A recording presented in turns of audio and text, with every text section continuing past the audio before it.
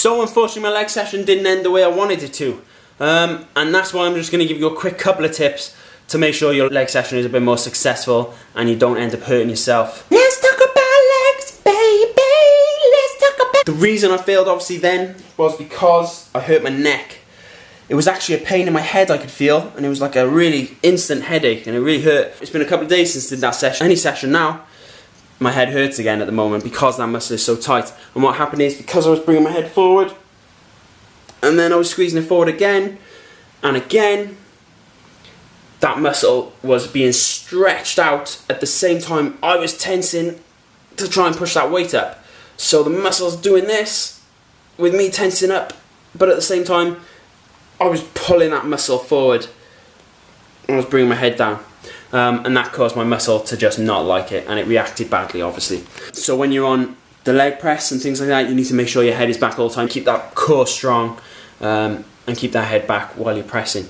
On the squat as well, if you're doing a barbell squat, you do need to keep your chin up as well. Not too stupidly high, but in a nice level position, because if you're squatting down, not only are you going to be dropping your body forward, but you know, you're just putting your back in an awkward place. You're not, your shoulders and that aren't on top of your abs and your core like they should be to prevent you from getting a bad back and injuring yourself when you're doing that. Tip number 2 is get the right footwear for leg sessions.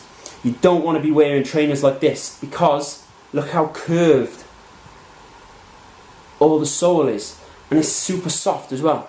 So that, even though it doesn't seem like much, when you're pressing a good few kgs of weight, that is going to squash when you're on the ground, and that's going to cause you to lose power, as well as not be able to stabilise yourself. And also, see the way the toe curls up?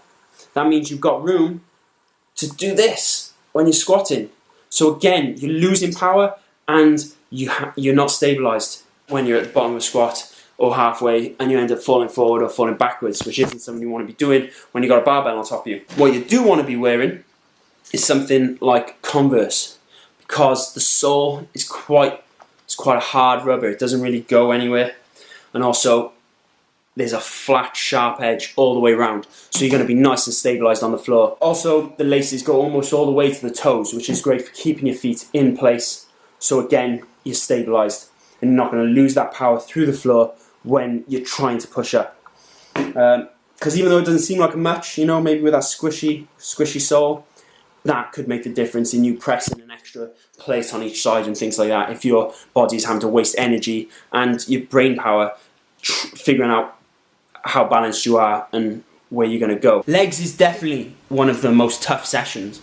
And that's why, you know, there's such a thing around don't skip leg day and stuff, because people will skip it when it comes down to really working hard and having to go beyond. Like in those leg sessions, you really have to push yourself quite far. What I did want to add was what I was going to do after I had done the leg press. I was going to go onto the GHD machine and I was going to work my hamstrings for a few sets, 3 or 4, just to burn them out, and then I was going to go onto the leg extensions to burn out my quads. When I do the quad leg extensions, I tend to do 100 reps, kind of as one set, but you rest as often as you like. You do as many sets in a row as you can until you sort of fail. But no matter what, you got to get 100 reps. I tend to choose a weight that you tend to fail on around 12, and then I tend to try and stick with that all the way through if I can. But towards the end, you might be so fatigued that you won't even be able to straighten your legs fully. If you can't straighten them fully and tense those quads at the top, then drop that weight by 1.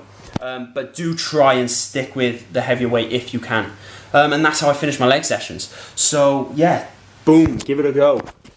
So that's it, week 5 is over, and I've weighed and I've put on 1 pound, which, to be honest, is a bit gutting, but at the same time, when I look in the mirror,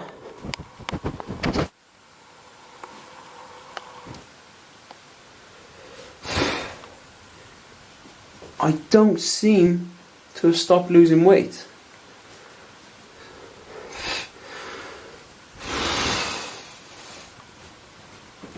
So that's still going. Obviously working. But I did say at the start that I'm pretty sure when you're dieting, I don't see any reason you can't still put on muscle. As long as you have your carbs at the right times around your workouts. and then you'll try and lose the fat in the rest of the day. So yeah, I'm quite happy. I'm not that bothered, but I'm wondering where to go now, because now you know, I'm going into my last few weeks. Well, I'm almost halfway, sort of thing. So I'm wondering what to do with it, but we'll see what happens. Thanks for watching another episode, and if you can and would like to, please subscribe and like this video.